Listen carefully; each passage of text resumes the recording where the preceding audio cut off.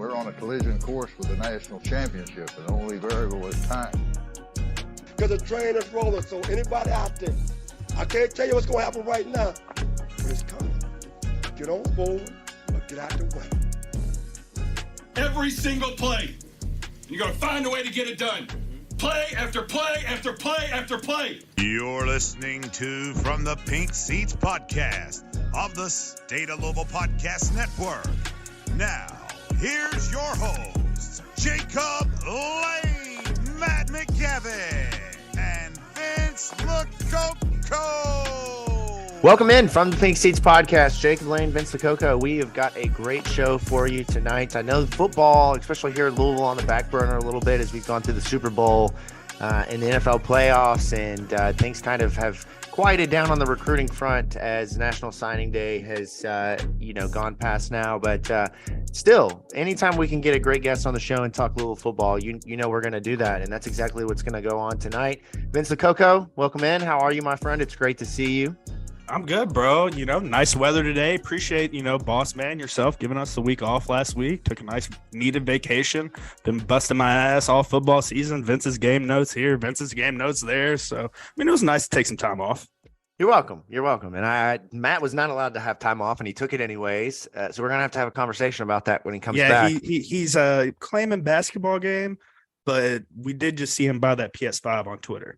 That's right. So, he really told on himself there. But we've got a great show in order for you all tonight. Kei'Trel Clark, one of the top cornerbacks to play for Louisville in the last decade, is going to step aside from the NFL draft prep to join us and talk some football. And Vince, I think the Jair Alexander comparisons for him really didn't set in until after that first year.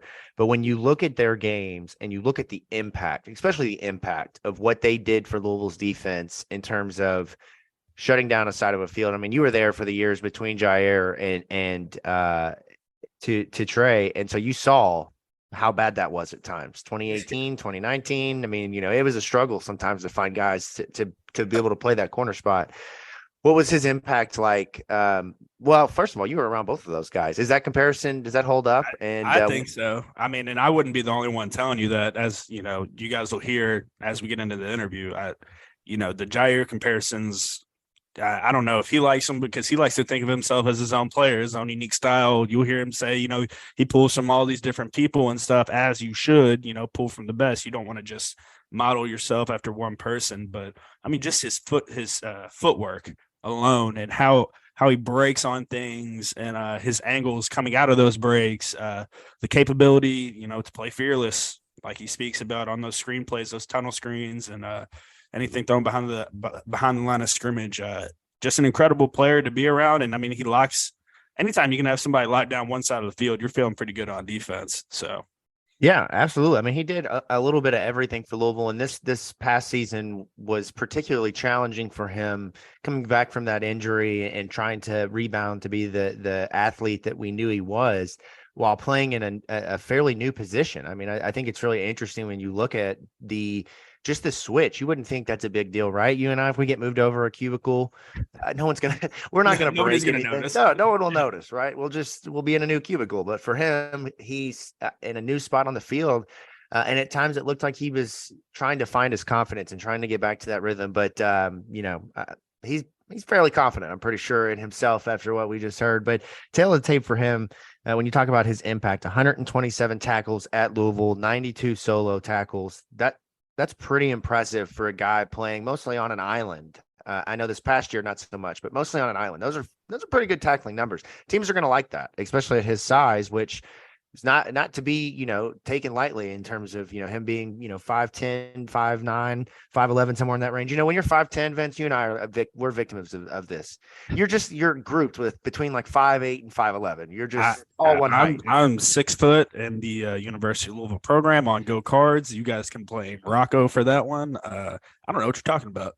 If I got the option to fill out my own height on anything, I think I would, which I mean, I guess I could on my driver's license, but I'd be lying, and maybe that's a crime. But anywhere else, if I got the chance, I would definitely list myself at 6'1", because with shoes, come on now. But no, when you're talking about him, He's a tackling machine. He's had over his career, he has 13.5 tackles for loss, 9.5 at Louisville, including 4 this past year, a career high at Louisville for him. And then he's, sacks, interceptions, touchdowns, fumble recoveries. He's done a little bit of everything, and he's been the heartbeat, I feel like, of Louisville's defense since that 2020 season when he came over from Liberty. And we didn't really dive into this in the interview, but he came to Louisville, if you remember, Vince, from Liberty because of issues at the school regarding racism. It wasn't just because he wanted to, it was to move up a level, but there was a lot of things happening at a school where he was at home. It was a good experience for him, it seemed like, to then come to Louisville and get this opportunity, and he really took advantage of it. We're going to dive into all of that tonight on the show. I'm really excited to get into that. If you're excited for big guests, this is the place to be for Louisville football. I tell you that. I hope you're sitting in in some form of a relaxed atmosphere, because Jacob, I don't know about you. After we were done with this, I was ready to go lift, run through a wall. Trey is just that type of player and that type of person that gets all the perfect answers, dude. I didn't get it, but I hope everybody enjoys this one. Yeah, absolutely. Thank you guys for listening. If you're not subscribed already, subscribe to the show from the Pink Seats Podcast, anywhere that you get your podcast from. Give us a follow on Twitter at Pink Seats Pod, at Jacob Lane 08, at Vincent Lococo. Stateoflouisville.com is the website where you can get all the content you need. State of Louisville Podcast Network is who brings you the show, and we are excited for this one tonight. We will go ahead and jump right into it now. Trey Clark joins the show. We keep it packed each week with big names, big stars, and we're excited to keep that trend moving right along here. Tonight, we're joined by our good friend, Trey Clark, former Louisville football cornerback. Trey, we have seen you on our television the last couple of weeks, balling out on the practice fields and then on the game field, seeing that draft stock rise, man. How are you? And welcome into the show. Man, I appreciate it, man. I say I'm just blessed. I'm complete, man. I'm taking it all in day by day. It's been an amazing experience, something that I could never imagine. People, and I can get all the information from all my peers who went through this process, but going through it is just a little bit different, man. And man, it's been amazing, bro. Yeah, well, it's been great to see. And Vince, I know you probably especially proud after being so close with him for the season that y'all were together. Yeah, I remember when Trey came in to what did you show up that summer of 2020, I believe, just randomly. I didn't even know that we were recruiting Trey. And this dude shows up on campus, and Jacob, I shit you not, immediately, I'm not just saying it because he's on the show. He shows up and he's the best corner on the field. Yeah. And I remember Trey and I talking about that in the locker room and stuff like that. And it's awesome to see everything come full circle now with you finally getting to, take that next step and that next journey. So it's pretty cool. So kudos to you, brother. And, let's go ahead and start from the top on that. You left Liberty in 2020, 2020 summer. What was your recruitment like coming out of high school, to where you didn't get these bigger offers, bigger names and stuff like that? And then in comparison to whenever you were deciding to leave Liberty and come to Louisville? Okay, that's a great question, man. Out of high school, I wasn't a heavily recruited guy. I didn't receive my first offer until my senior year of high school. And it was from a D3 school called UVA Wise in Virginia. And that's a school in the country. And I was excited for that offer, man. And as that season went on, I didn't really start blooming really until my senior season. That's when I kind of set the standard for myself. And that's when I really set the bar high, man. I played on all phases of the game. I played on offense. I played defense. I was on kickoff return. Anywhere I can get on the field to showcase my talents, bro, I hopped on the field. You know what I'm saying? Because I wanted to make a statement that I was going to get a Division I offer. And I did, man. I was the number 2 punt returner in the nation at one point, bro. Yeah, bro. Jacob, why was he not returning punts for us? I didn't know that. And I couldn't make that decision either, Trey. So it's it's all good, bro. I make it to the league, bro. I'm gonna do it the same thing. Anywhere I can get on the field, I'm gonna be there. But man, yeah, I was just doing everything, bro. I was returning punts, kickoff returns, man, offense, defense. Every play I was in the game. I felt like, and we won the state championship my senior year of high school as well. So that really helped me when it came to my recruitment. Because after the season, I really had it wasn't a lot of NIL. It wasn't NIL going on. It wasn't transfer portal frenzy. It wasn't crazy as what like it is now. So coaches were still going to these public high schools and visiting and different things. So I had some schools start to come through. Some schools like MAC schools like Western Michigan and like UNC Charlotte. Yeah. Just a bunch of schools like that. And at one point I committed to UNC Charlotte. So that was a school that I was actually going to go to. Okay. They were not too many people know that. That was actually my first D1 offer was UNC Charlotte. So that shows you the kind of person Trey is, Jacob. He's very loyal. So that first offer, I know you probably pulled that. Yep. Hey, bro, I said, okay, they willing to take a chance and a shot on me because they believe in me. I didn't have all the stars. I didn't have any of that, bro. So I was like, man, I'm going to UNC Charlotte. The reason I didn't end up going there is because the coach that recruited me, the whole coaching staff ended up getting fired. So I was like, man, it was welcome to college football wake up call right there. Yeah. So what do I do now? And then I started to decide that I'm going to choose a school based on the school instead of the coaches. Now, if the coaches were to leave, would I still love that school? And that's when some other offers started open up for me. And that's when I took a partial visit. So I went to Liberty and Western Michigan in the same weekend for an OV. And I went to Western Michigan first. It was Kalamazoo, very cold out there. It was different. It was most definitely different. I'm from Virginia. They get cold, but not that cold. Just went out there. It was a great experience too. But when I went to Liberty, man, I don't know if you ever seen the facilities at Liberty. It's amazing. It's beautiful, beautiful facilities. I mean, yeah, bro. Yeah, it's crazy, and they always building something. And I just felt like it was home, bro. At that moment, I took that visit there. I felt home with the coaches. I felt home just in the area. I wasn't tripping about it too much. I enjoyed it. I was an hour away from home too, so it was kind of like plus. And then Coach Hugh Freeze just came from Ole Miss too, and he brought his staff. So boom, and then that goes into me. After that season, I played at Liberty. Then I hit the portal. I had a pretty good year at Liberty. I started majority of the games as a freshman, and I played in every game. Had a couple PBUs, had numerous tackles. So hitting the portal, my name was a little bit known. And then that's when I started to get some big offers when I hit that portal, man. I never knew how the process went, bro. I seen all my homeboys get all the big offers, the West Virginias, stuff like that. And I was like, man, I wish I could have that. And it happened. You feel me? So that's crazy. The portal transfer stuff and just how the landscape of college football is going now. It's just wild to me that coaches are pulling more from the transfer portal than they would be from high school. And your part, I mean, it turned out to be probably one of the best decisions you've made is, trying to, making that step up and going to Louisville.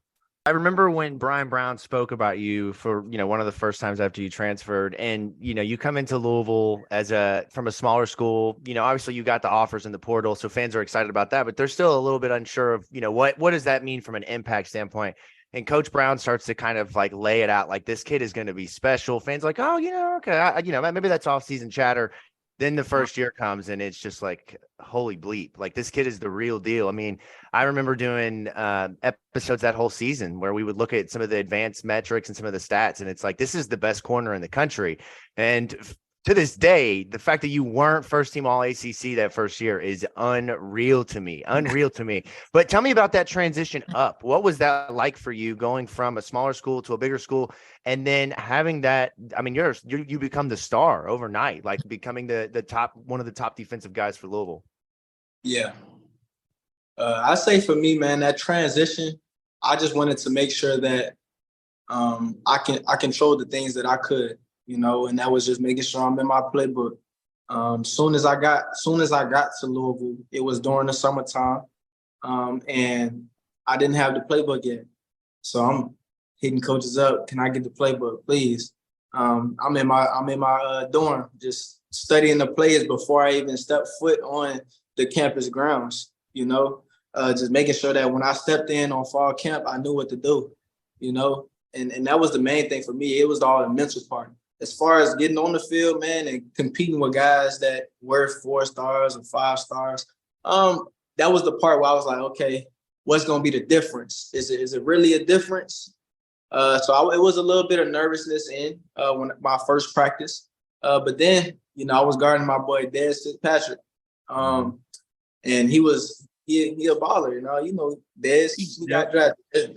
We ain't got to talk about that too much. But I lined up against him, guarded him, and I ain't do too bad. You feel me? I caught a pick. So I'm like, all right, I can do this. All right. So after that, man, I was like, look, bro, it's football regardless, bro. It don't matter if you playing in the NFL, if you playing flag, it's still football, bro. You got to compete no matter what. So then when I said that in my head, it didn't matter who I went against, bro. It was just all to just dominate whoever in front of you there in a way. At the first year was the COVID season, correct? Yeah. Yeah. So like what for you coming in, like, did that present a challenge for you at the same time, not being able to, be around the guys and the coaches and in the facility like that? Because I mean, I know for me, I was around for 4 or 5 years by the time you got there, and it was just uncomfortable for me not being able to be there. Yeah, I think it was an uncomfortable space for everybody in the world, not just me, man. And I say for me, not being able to take an official visit to Louisville, I had to kind of be shown everything through Zoom, and it's hard. It's like, okay, do I believe what these guys are telling me? Like, is this place really what they're making it seem right now? Because, you're going to have all the pretty pictures, but then I get off the plane, like, what am I going to see? You feel me? So, but man, it was me having to really step into my faith, and just trust God. When it was uncomfortable, just let him lead the way for me. That was the main thing, bro, because like I said, it was a tough time for everybody. In your 3 years at Louisville, bro, your stats, I mean, they improved every year, especially on a tackling sense. And, that's one thing that people struggle to find in a lot of corners, is one that pulls the trigger early, has that sense of urgency, and isn't afraid to go up there and make that hit. So is that something you've always carried with you throughout every year or throughout your game, or is that something that you overemphasize over your time at Louisville? I'd say from a tackling standpoint, the more weight I gained, the more confident I got. just being real. Yeah, definitely. Yeah, generally in life, I feel the exact opposite, right? The more weight I gain, usually the less confident I get. But it seems a little different here. Yeah, bro. So for me, the more weight I gained, the more confident that I really got to stick my nose in there a little bit more. And I know that for me, guys don't expect me to just come down there full ass speed, excuse my language. And, you're good. You can cuss on here.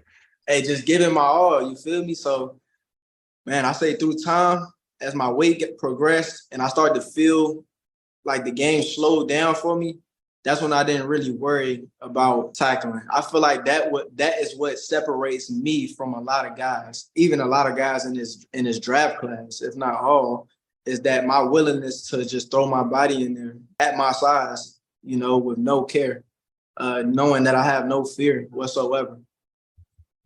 Yeah, I have proof of that, right? So I just searched back in my phone here, and I don't know if you can see this picture, Trey, and I don't know if you remember this moment here. But it was the full suplex against Wake Forest where we got an example of what that looked like this year.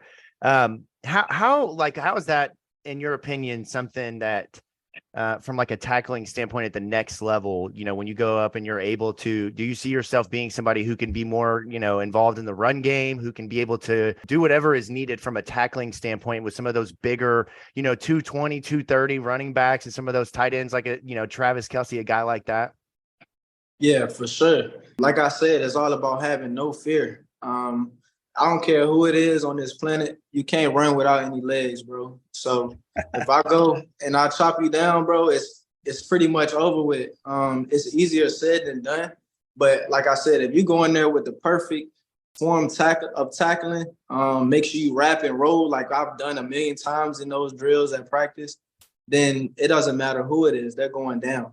So I see myself as being a person effective in the run game, especially when it comes from the nickel spot.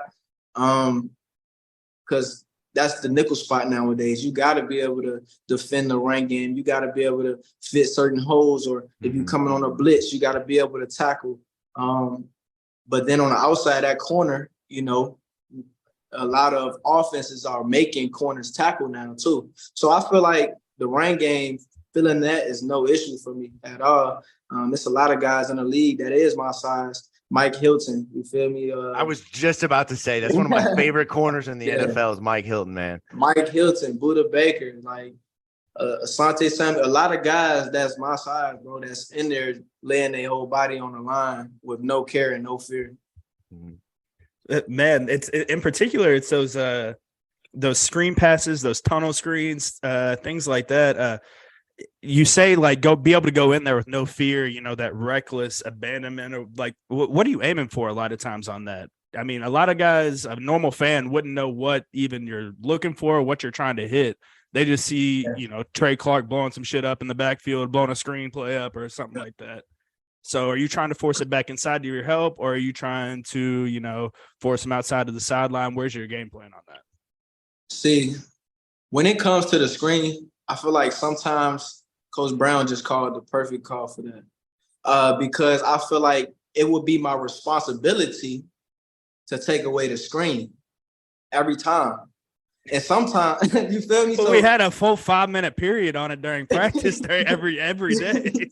So you damn right it's your responsibility. Yeah, bro. So I feel like it would be my responsibility for the screen. If we're in cover 2, I'm a screen player. I'm gone. If I see the quarterback even inch and look that way a little bit, or I see 2 tight ends coming to block me, they not running no fake and go with the tight end. They coming to block me. So I'm gone automatically. So that's the kind of things I look for. And sometimes I communicate with my safeties.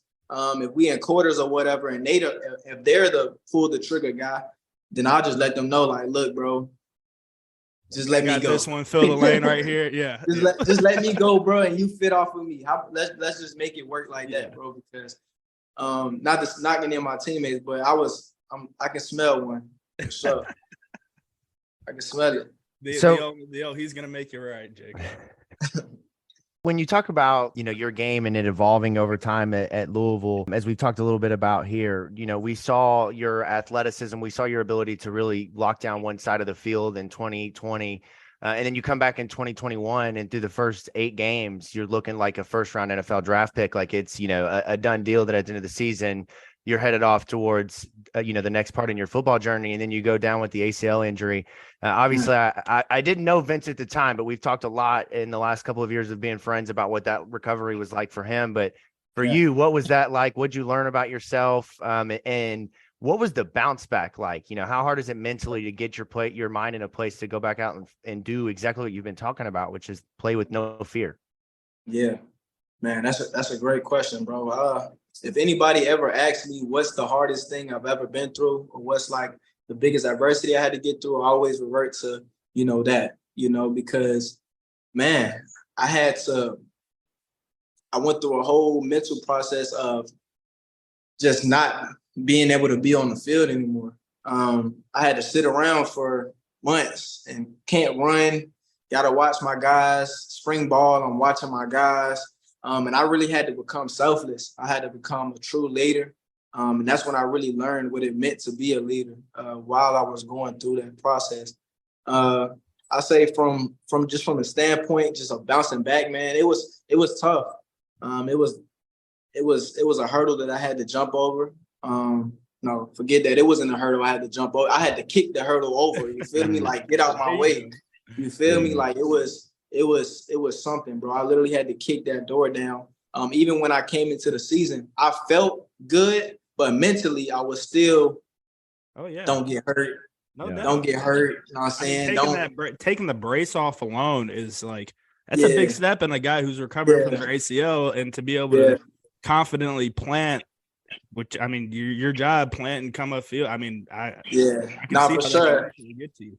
And the thing for me was, man, I'm feeling like I'm coming out my break fast, and I feel like I'm doing all the things I'm supposed to, and then I look on film and I'm like, hey, I'm coming out my break a little bit slow. Like, it feels fast, but then when I look at the film, I'm like, nah, bro, this ain't it, bro. You know what I'm saying? What is it? What do I have to do, bro? I started preparing different for the games, man. I probably changed my pregame ritual 1,000 times during the season this year, you know, just because I had a lot of talk based on how I played in that 2021 season or whatever. And, you know, just having to just try to, like, I set the bar high for myself. You feel me? So coming back, I was like, man, I got to come back even better. You feel me? But I had to put it in my head, like, look, bro, you can't worry about what nobody else is saying. It is what it is. Like, you got to get through this, bro. You know, it's a mental hump that you got to get through. You may not be playing how people want you to play. You know what I'm saying?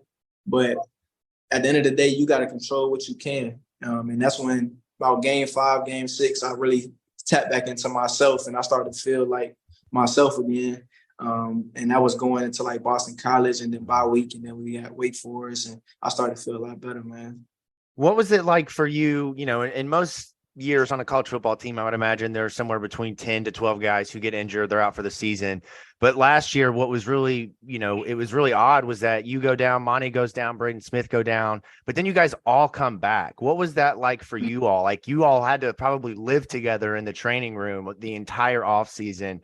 Like, what is it, you three of you going through that same exact experience at the exact same time? What was that like? Yeah, man, we just had to lean on each other. That was the main thing. Me and Monty and Braden, we had to lean on each other. Sometimes it would be nobody else in the training room but us three. You know, everybody home on their break, but we still in Louisville, you know, rehabbing. So it was like we had to push each other. When one person was down, we had to pick each other up because you go through those rough patches, you know, during being hurt. Anybody that's been hurt will know that too, sure. So getting a little bit more onto that season, onto this past season, 2022. It seemed like about halfway through the year after that BC game, like you mentioned, that UVA game, right, Jacob? You guys started sending a lot more pressure, disguising stuff a little bit more. The D-line was getting pressure and things like that. You as a corner and the DBs as a whole, did that, you know, make your all's job easier or harder, you know, knowing that if you guys just lock it up, like, it's a wrap, we're going to get a coverage sack, or he's going to throw something stupid up and we have an opportunity to make a play? Hey, one thing Coach Brown always said was coverage dictates pressure and pressure dictates coverage. You feel me? So at the end of the day, if them guys eating up front, it make it a whole lot easier for us on the back end. And if we're on the back end and it's taking them a little bit longer to get to the quarterback and we're locking guys up on the back end, that's how you get those sacks. So it kind of goes hand in hand, bro. Oh, I bet you loved it too, bro. You got got in the mix this year on a sack and a half. Yeah. I see it. Well, versatility, man. That Mike Hilton in him right there. But talking about that season from a scheme perspective, what was really interesting was the decision for you to go and play more inside at the corner spot than outside, which is where you had mostly played in 2020 and 2021. I mean, I feel like you probably played in there from time to time, just, whatever the player scheme dictated, but really it seemed like much more of a scheme, optimization or a scheme upgrade for them. It was to try to sneak you inside to play Quincy and play Chandler, some of the other dynamic corners that you guys had in that room. But how tough was that for you coming off the ACL injury, knowing I played outside for most of my career. That's where I've had the most of my success. Like, that's where I'm trying to be. What was that balance like of the coaches saying this is what we need for the scheme versus what you needed for your film and what you felt like you needed for the next part of your career, especially coming off that injury? Yeah. So I'd say the easy thing for me to do was to say, look, coach, I don't want to play that position. It's going to mess up my stock. I'm not sure if it's going to help me. I just came off an injury. I could have came up with 1,000 excuses, but I didn't. I just said, look, coach, all right, bet. You need me. Wherever you need me, I'm going to play. You need me in the slot, I'm going to go there. You need me at corner, I'm going to go there.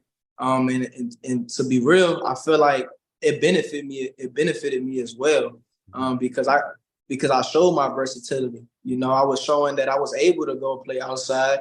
And there was a lot of questions. Can he play inside? I never really seen him play there. And I did it a lot this season. So I feel like it was most definitely a change. It was something that I knew that I was going to play it going into the season, because me and my coaches did talk about it. Mm-hmm. But it's different from talking about it and then going out there and actually doing it and getting the reps. You have trial and error. It's really my first year really playing in the slot, even from a practice standpoint. My first 3 years, I never really practiced in the slot, So this was my first year really making sure that I'm on it to a T. You feel me? So it was different. I won some battles, lost some battles, but at the end of the day, man, it made me a better player. And now I can play it. I'm comfortable. Look, I know that you're going to say, no, I've taken myself in any matchup one-on-one, but was there ever a guy when you get to that spot and you're lined up on the field and you look up and you see somebody and you're like, oh shit, this is about to get, this is about to get interesting right here. Whether it be like a Zay Flowers or somebody who you wouldn't normally be kind of matched up with inside. Yeah, that's crazy you said. I was just going to say that. Yeah, I was watching film on Zay all week. I have no idea why I didn't follow him all game. That's kind of out of my control, bro. Mm-hmm. But me personally, I feel like I should have followed him all game. So I didn't really get to guard him as much as I wanted to, unless we were in a dime package. But yeah, he was the guy that I felt like most definitely got a lock in when you're going against him for sure. Because he a top 100 pick. Don't go anywhere. We'll be right back on From the Pink Seats podcast with Trey Clark. Does this ever happen to you?